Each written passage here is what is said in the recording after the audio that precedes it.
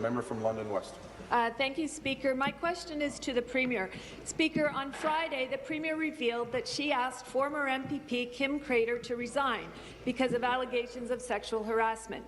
In response, Crater said, and I quote, "I do know that the party paid them," meaning the victims, "to keep the allegations quiet and had them sign a non-disclosure agreement not to talk," end quote. A former staffer in the MPP's office has confirmed that she was bound by non-disclosure. Speaker, women should not be forced to go public with allegations of sexual harassment, but they should not be muzzled either. Did the Premier require the complainant to sign a non-disclosure agreement, and did she pay her to keep quiet about the allegations? Well, Mr. Speaker, I have to say I'm really surprised by both of these questions. I really think that these questions demean. No, I do. I think that they demean the experience of women who make complaints, Mr. Speaker.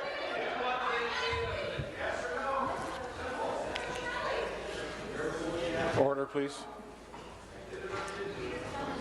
And someone is tiptoeing around a request that I've made many times about using names.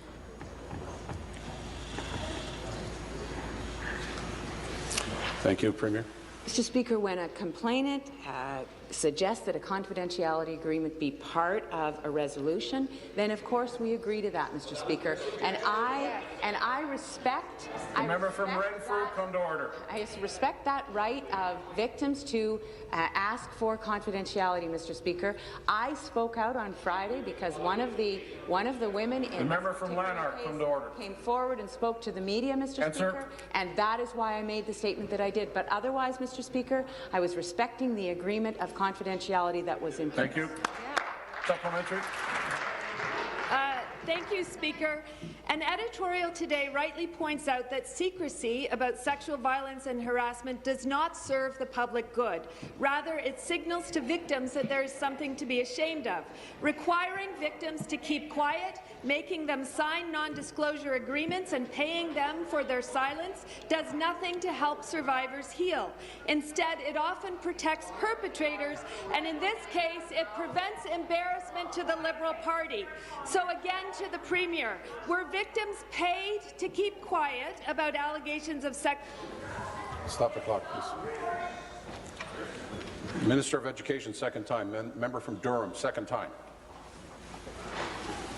Please finish. If so, who ordered the payoffs and where did the money come from?